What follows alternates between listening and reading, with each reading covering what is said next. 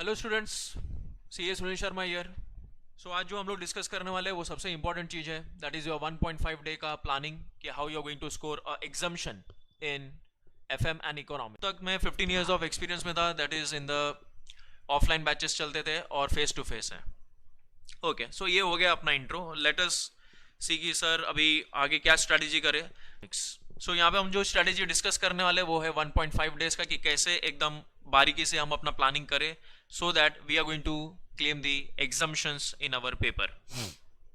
Okay, so video के end तक बने रहिए। वीडियो काफ़ी इंटरेस्टिंग होने वाला है, काफ़ी रोमांचक होने वाला है और आपको काफ़ी नई चीज़ें यहाँ पे पता चलेंगी जो अभी तक आपने मिस आउट किया था। सो आई होप कि मतलब कि ये वीडियो अगर आपको यूजफुल लगे तो ये वीडियो को आप काफ़ी अपने फ्रेंड्स के साथ शेयर कीजिए। तो सर एग्ज़ाम देके आएंगे तो उसके बाद में क्या प्लानिंग रहेगा, कैसे क्या करेंगे। देखो बेटा, जिस दिन आप एग्ज़ाम देके आओगे, that is I am talking about the previous paper जो भी रहेगा आपका on 15th when you are going to come after that is 2 to 5, जब आप घर पे आओगे। सो उस दिन आप थोड़ा सा 1-1.5 घंटे का रेस्ट लेके then you can come to the category number A, जो ए में आप आ सकते हो। सो लेट अस सी कि सर ए में क्या प्लानिंग करें। Okay, so on the date of जिस दिन हमारा एग्जाम्स फिनिश हो जाता है, that is I am talking about the previous paper जो है आपका। सो वहाँ पे हम एलोकेशन कर सकते हैं तकरीबन 3 आवर्स का। 3 आवर्स दैट इज 180 मिनट्स।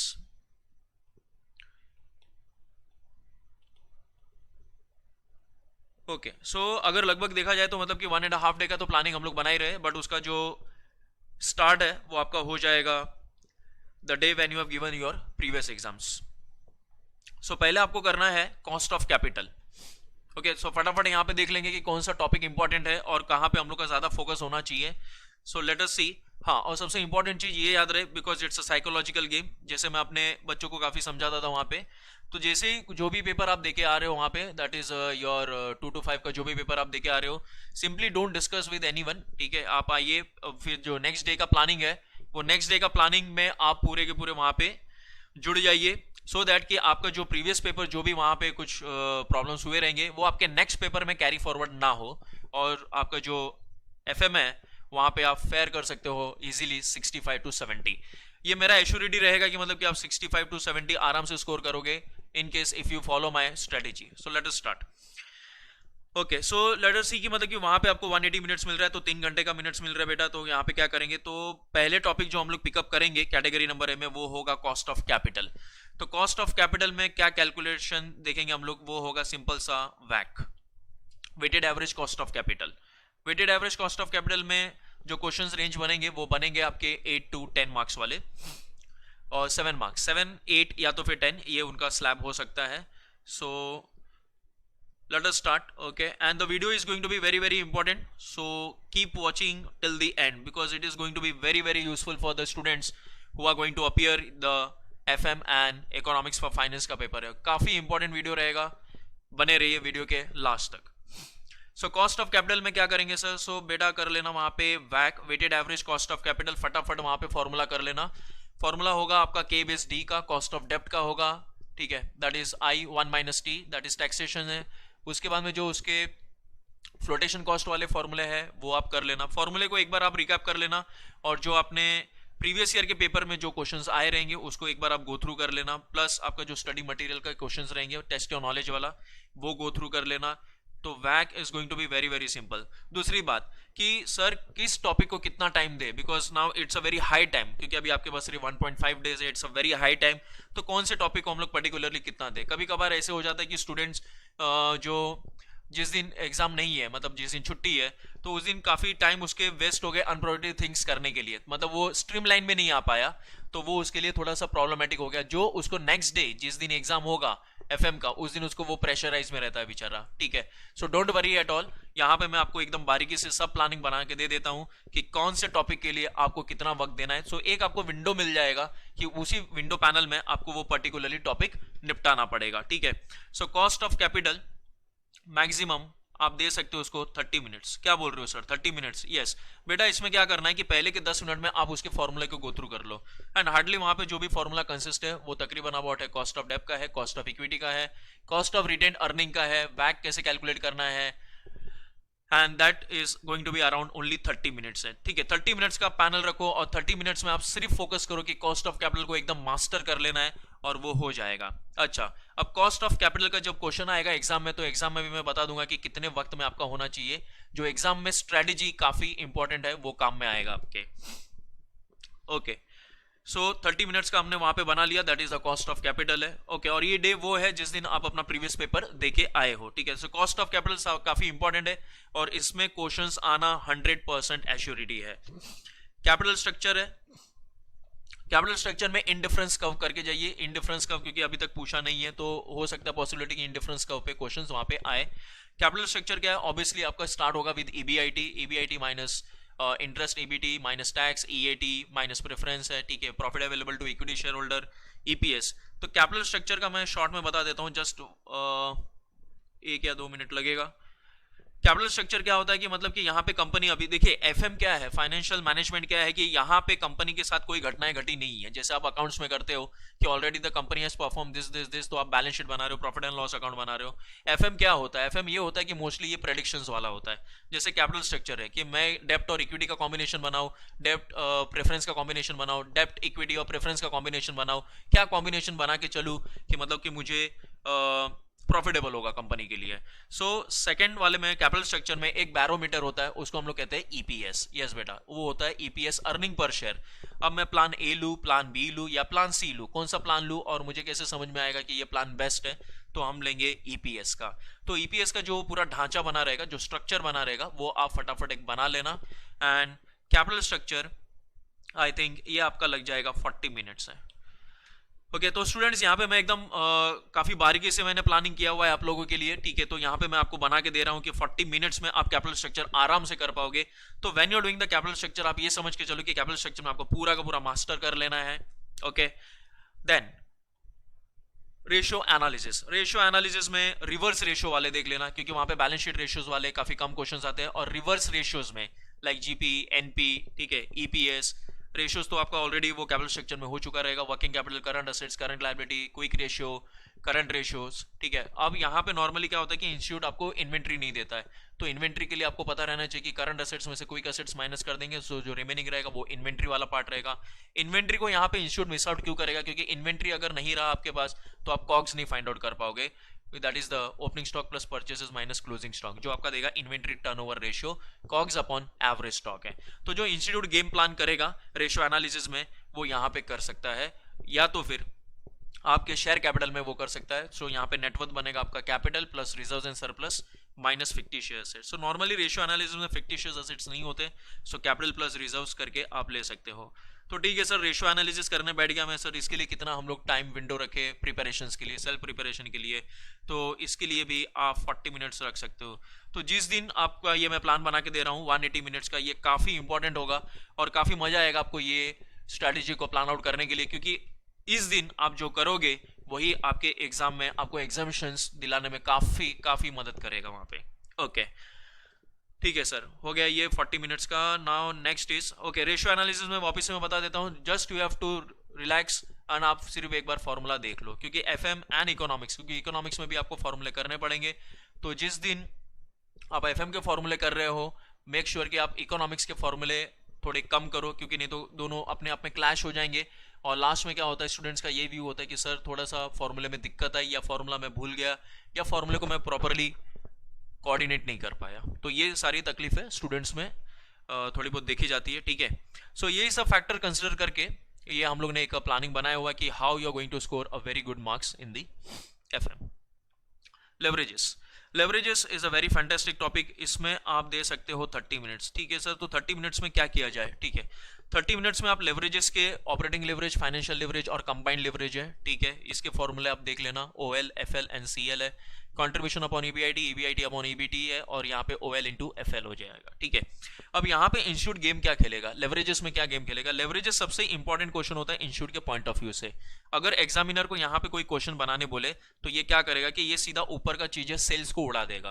क्योंकि अगर आप लेवरेजेस के फॉर्मेट देखो तो sales minus variable cost, contribution minus fix cost minus आपके इंटरेस्ट, फिर ईबीटी, ईबीटी में ईबीटी माइनस टैक्स, ईएटी, ये बन जाएगा आपके वहां पे, ठीक है।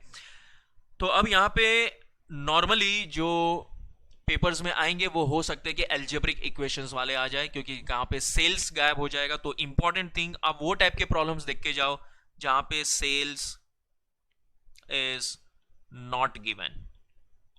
या तो लेवरेजेस में मैं आपको रिकमेंड करूंगा कि go through the algebraic equations type के प्रॉब्लम्स देख लो आप। Algebraic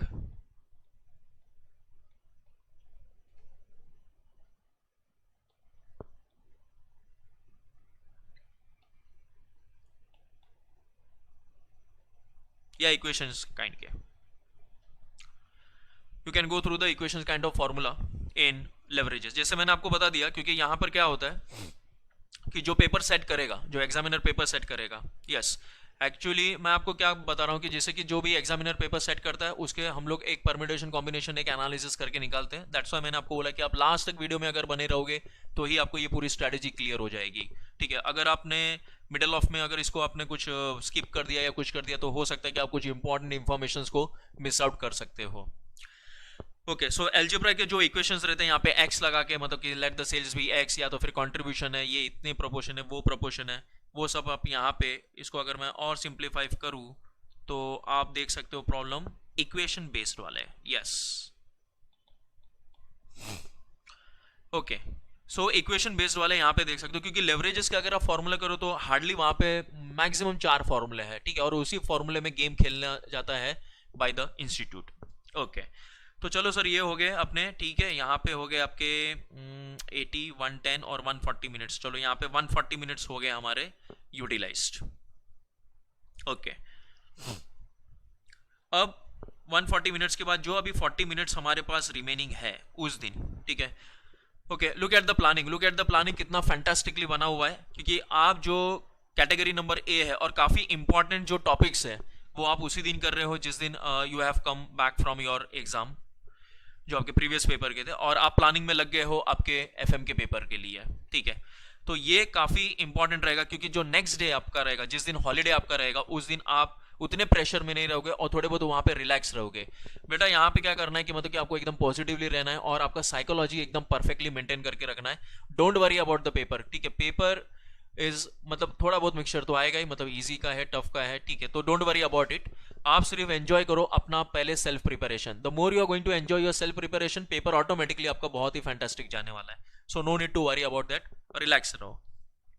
okay, so sir 40 minutes अब क्या करेंगे? 40 मिनट्स में आप, मैंने जैसे कैटेगरी में दिया है public finance and money market है, तो सर क्या कर सकते हैं? तो 40 मिनट्स में बेटा मनी मार्केट कर लेना। मनी मार्केट जहां पे M1, M2, M3 और M4 के कैलकुलेशंस है, फॉर्मूले है।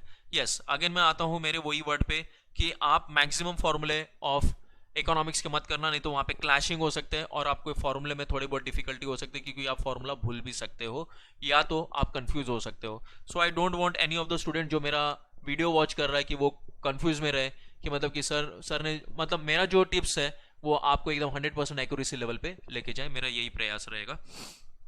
ओके, सो इस दिन सर कैटेगरी नंबर 1 का पब्लिक फाइनेंस तो रह गया। सर ये जो पब्लिक फाइनेंस रह गया है, मनी मार्केट रह गया, इसका क्या करेंगे?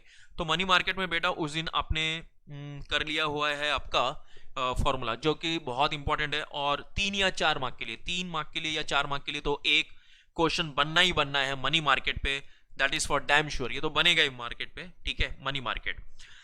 ओके, अब ये हो गया हमारा नेक्स्ट डे का शेड्यूल। अब हम बनाएंगे नेक्स्ट डे में हम कैरी फॉरवर्ड करेंगे, क्योंकि आपका जो पहला किक स्टार्ट हो गया था वो था कैटेगरी ए, वो आपने फैंटास्टिकली कर दिया हुआ है execute on the day of when you have arrived from your previous papers of the examinations. Okay, अब डे टू मतलब जो नेक्स्ट डे है, जो हॉलीडे होगा, ठीक है, वो काफी रिलैक्स भरा होगा, क्योंकि जो मेजर पार्ट है आपने वो प्रीवियस डे में उसको आपने फिनिश ऑफ कर दिया हुआ है। तो ये आज का दिन आपका बहुत ही अच्छा जाने वाला है। ओके, सो पब्लिक फाइनेंस और मनी मार्केट कर लेंगे। पब्लिक फाइनेंस और मनी मार्केट के लिए अगर आपका मनी मार्केट आई थिंक सो और एडिशनल 1 आवर लेगा, और पब्लिक फाइनेंस भी आपका 1 आवर लेगा। हाँ, एंड नॉर्मली ये याद रखना कि जो भी क्वेश्चंस है जो 2018 से आए हुए हैं उसको आप कंपैरेटिवली थोड़ा ज़्यादा फोकस करके कर लेना, क्योंकि क्या होता है कि कभी कभी previous year paper exactly repeat हो जाते हैं, सेम क्वेश्चंस आना चालू हो जाते हैं।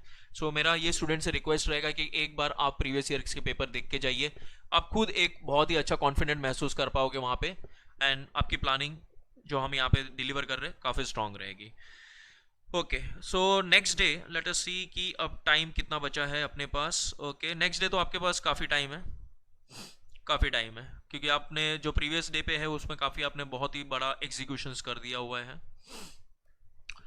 तो when you get up in the morning, okay, और देखिए कि यहाँ पे आप पर्याप्त नींद ले लें। Okay, have a very peaceful sleep. Okay, यहाँ पे कुछ भी आपको इतना ज़्यादा प्रेशर लेने की कोई भी ज़रूरत नहीं है, specially when you are my student, ठीक है। तो आपको ज़्यादा प्रेशर लेने की कोई भी ज़रूरत नहीं है, आराम से आप नींद ले लीजिए, ठीक है। जब सोते समय कुछ ज़्यादा टेंशन मत लीजिए कि पेपर का क्या होगा, कैसे होगा। ज़्यादा परमुटेशन कॉम्बिनेशन मत डालिए। अब ज़्यादा परमुटेशन कॉम्बिनेशन डालोगे तो ऑब्वियसली आप थोड़ा बहुत प्रेशर में आ जाओगे, क्योंकि आपने जो प्रिपरेशंस किया हुआ है वो बहुत ही अच्छे और उम्दा तरीके से किया हुआ है, इतने अच्छे तरीके से किया हुआ है कि अगर आप थोड़ा सा डिमोटिवेट हो जाओगे तो वो पूरा प्लानिंग जो है वो कॉलेप्स हो सकता है बेटा। So don't worry at all, be positive, ठीक है। पेपर बहुत ही फैंटास्टिक जाने वाला है, don't worry at all. Okay, so next day में when you get up in the morning, okay, आपका पहला टारगेट रहेगा कि पब्लिक फाइनेंस और मनी मार्केट को उड़ा दे, जिससे आपका कैटेगरी नंबर ए हो जाएगा, which is consisting the most of the question. Sir मैं प्लानिंग कर रहा था कि टॉपिक नंबर 1 ले लूँ, ऑफ इकोनॉमिक्स का है, इकोनॉमिक्स ऑफ फाइनेंस का। तो साइकोलॉजिकली मेरे हिसाब से बेटा वो नहीं लोगे तो बेटर रहेगा, क्योंकि पब्लिक फाइनेंस और मनी मार्केट जो है वो आपके फटाफट हो जाएंगे, और क्योंकि वो फॉर्मूला बेस्ड है, जीएनपी होगा, जीडीपी होगा, जीएनपी एट मार्केट प्राइस होगा, जीडीपी एट फैक्टर कॉस्ट होगा, ये होगा, तो उधर काफी सारे फॉर्मूले हैं। तो जैसे मैंने देखो ये all this planning are very psychologically build है, ठीक है। तो ये ऐसा नहीं कि मैंने सिर्फ प्लानिंग बनाने के लिए बना दिया, ठीक है भाई, बाकी के भी तो प्रोफेसर्स बना ही रहे हैं तो तुमने क्या नया बना दिया यहाँ पे, ठीक है।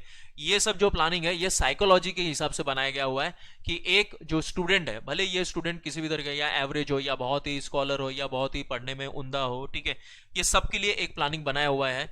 और मेरा ये पूरा स्ट्रेटेजी यहाँ पर है कि अगर आपने इसको पूरा फॉलो किया हुआ है तो obviously we can score 70+। Okay, तो मेरी ये उम्मीद रहेगी।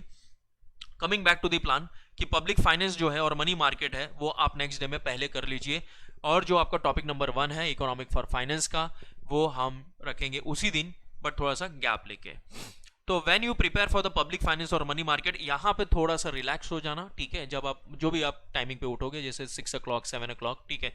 और ये है कि आप जब उठना तो एकदम फ्रेशनेस के साथ उठो, कोई भी प्रेशर्स वगैरह लेके नहीं है, ठीक है।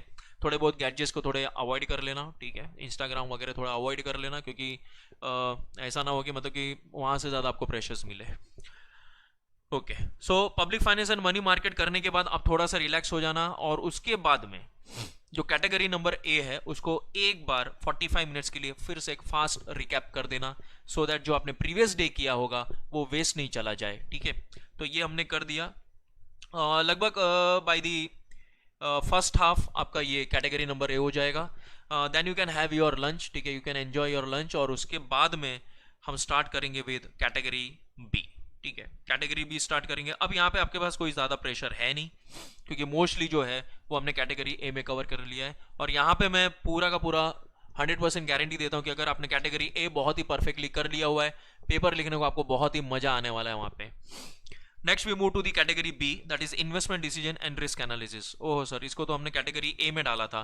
नहीं बेटा, कैटेगरी ए में हमने उसको मैक्सिमम डाला हुआ है जो फॉर्मूला बेस्ड है, क्योंकि नेक्स्ट डे मैंने जैसे ही बोला कि ये साइकोलॉजिकली प्लान्ड है पूरा, ठीक है। So investment decision and risk analysis ये हम करेंगे पोस्ट लंच, या जैसे भी जो भी आपके प्लानिंग होंगे। Investment decision and risk analysis, investment decision में अब वहां पे आपका कैलकुलेशन होगा एनपीवी का, net present value, that is PV of cash inflow minus PV of cash outflow. IRR के कैलकुलेशंस पे ज्यादा फोकस करना, क्योंकि वहां पे इंटरपोलेशन यूज किया जाता है। अगर इंटरपोलेशन नहीं यूज किया तो आप अलग से वहां पे कोई और ऑल्टरनेटिव यूज कर सकते हो, लाइक वहाँ पे डिस्काउंट फैक्टर दिया होगा जैसे 12%। डिस्काउंट फैक्टर का यही है कि मतलब कि जैसे जैसे आप आगे बढ़ते जाओगे आपका जो एनपीवी है वो कम होते जाएगा। Investment decision and risk analysis को हम पॉइंट ऑफ व्यू कैसे करें, मतलब सर पढ़ना ही करने में मजा आए कैसे कि इन्वेस्टमेंट डिसीजन। तो देखो बेटा, यहाँ पे एक ही प्लानिंग है कि मतलब कि जैसे you are making an investment, मतलब आप कहीं पे कोई बिजनेस सेटअप कर रहे हो, तो business is a risk, obviously 24 hours का रिस्क रहता है वहाँ पे। तो यहाँ पे बेसिकली क्या होगा कि suppose you have invested 10 lakh in your business, obviously जैसे ही आपने इन्वेस्टमेंट किया वैसे तो पैसा जीरो बन गया, ठीक है, यस, ओके। अब जैसे जैसे आप उसको रिकवर करते जाओगे तो फर्स्ट लेवल पे आप पहुंचते हो जिसको हम लोग बोलते हैं ब्रेक इवन पॉइंट, इकोनॉमिक्स में बोलते हैं, और यहाँ पे हम इसको बोलते हैं पे बैक पीरियड है, ठीक है। सो जैसे भी अगर आप फाइनेंस प्लानर बनोगे आगे, तो वीसी वेंचर कैपिटलिस्ट जब आपके बिजनेस में इन्वेस्टमेंट करेंगे तो पहले वो उनका यही रहेगा कि भाई पे बैक पीरियड कितना जल्दी मिलेगा, whatever the money we are investing and what time at what period of time we are getting it back, that is called as a pay back period है। एनपीवी पॉजिटिव रहा तो हम plan को accept कर लेंगे, negative रहा तो plan को एक्सेप्ट नहीं करेंगे, और उसके बाद में एक आप आईआरआर का कैलकुलेशन हो जाएगा, प्रॉफिटेबिलिटी इंडेक्स हो जाएगा, और फिर यहाँ पे कैलकुलेशंस है ऑफ इन्वेस्टमेंट डिसीजन। सो यहाँ पे कोई ज़्यादा फॉर्मूला बेस्ड नहीं है, तो इसको हमने डाला हुआ है कैटेगरी बी में। एंड रिस्क एनालिसिस में आप कर सकते हो वहाँ पे sensitivity analysis, which is one of the most important and easiest है। सेंसिटिविटी आप एनालिसिस कर सकते हो, और उसी के साथ आप कर सकते हो को रिलेशंस वाले, यस, को रिलेशंस, दो पैटर्न रहेंगे वहाँ पे। और अगर इसको आपको शॉर्ट में निपटाना है तो आई रिक्वेस्ट यू कि आप अगर प्रीवियस ईयर के क्वेश्चंस आप देखो, sensitivity analysis plus correlation, that is in the risk analysis. तो sir what panel of time we can keep over year, ठीक है, जो आपने पब्लिक फाइनेंस और मनी मार्केट कर लिया हुआ है उसके बाद में investment decision is going to take approximately 1 hour, ठीक है। तो पोस्ट लंच में आप इसको 1 आवर में आराम से पैकअप कर सकते हो, that is investment decision risk analysis.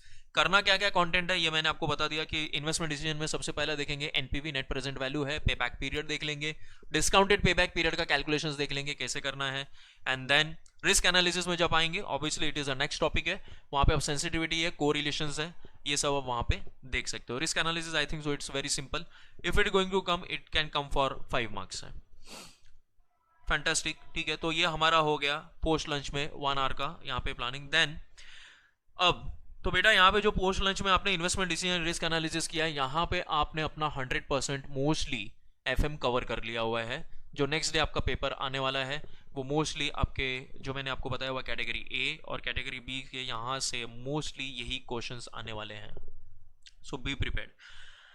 अच्छा, उसके बाद में जब हमने इन्वेस्टमेंट डिसीजन किया तो we can move to international trade. हाँ, तो सर पहले डिटर्मिनेशन ऑफ नेशनल इनकम कर ले, बेटर रहेगा। नहीं बेटा, इंटरनेशनल ट्रेड कर लो, क्योंकि वहाँ पे गैट है, WTO है, ठीक है, जो मतलब आपने कहीं ना कहीं इसको इकोनॉमिक्स में पढ़ा हुआ है, तो ये थोड़ा सा मोड ऐसा रहेगा कि आप थोड़ा सा रिलैक्स अपने आप को फील करोगे जब पढ़ते रहोगे। तो गैट है, WTO है, ठीक है, ये सब चीज़ें एग्रीमेंट जो बनी हुई है, यहाँ पे आप इसको इंटरनेशनल ट्रेड को कर सकते हो। उसके बाद में you can take a nap of I think so something around 30 minutes और 1 घंटे का आप आराम से नैप लेके, हाँ, फिर आप स्टार्ट कर सकते हो with determination of national income. बहुत ही ध्यान से सुनना बेटा, ठीक है, क्योंकि एवरी प्लानिंग आपके लिए बनाया गया हुआ है और काफ़ी मेहनत से बनाया हुआ है ये प्लानिंग आपके लिए। And thank you for all the students, मतलब जो अब तक वीडियो में यहाँ पे बने हुए हैं, okay, thanks for your support. Determination of the national income है, ठीक है। अब नेशनल इनकम में क्या करें सर, तो बेटा जीडीपी, जीएनपी,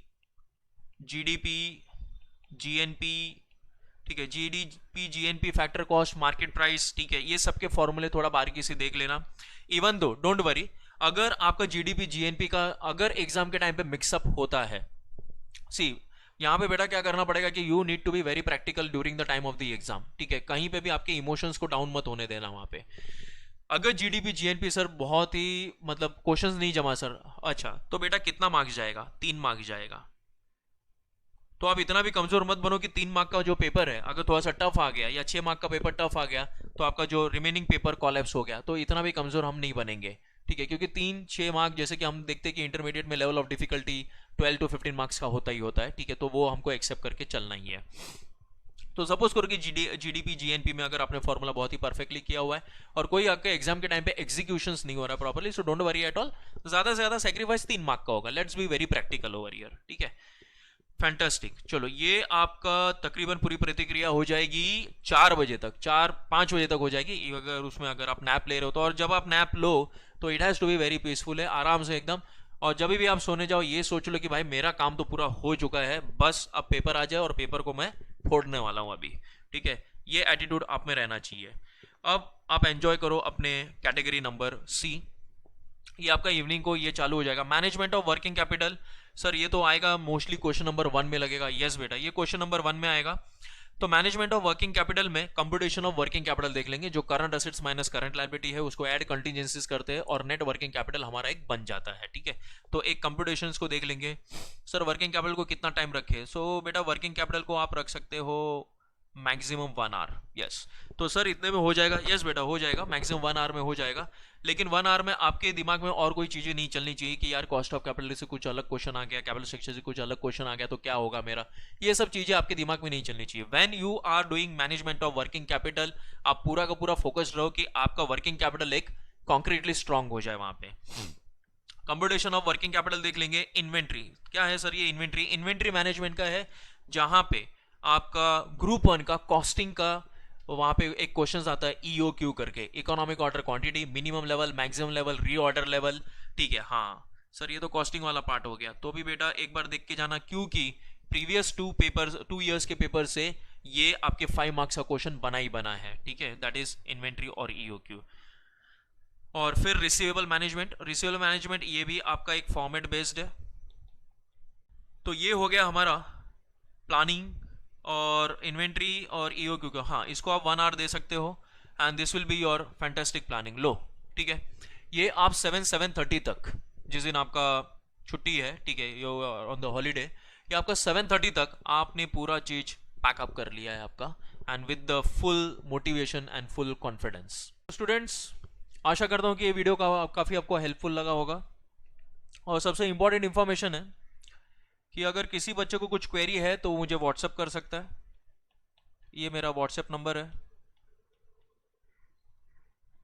इस व्हाट्सएप नंबर पे आप मेरे टच में रह सकते हो। कुछ भी अगर आपको क्वेरीज होगा, कुछ भी अगर आपको डाउट्स होगा, ठीक है, मैं अपना पूरा वहाँ पे 100% देके आपका वहाँ पे मैं सॉल्व कर दूंगा। सो ऑल द बेस्ट, और फिर मिलेंगे हम CA फाइनल में। All the best, thank you.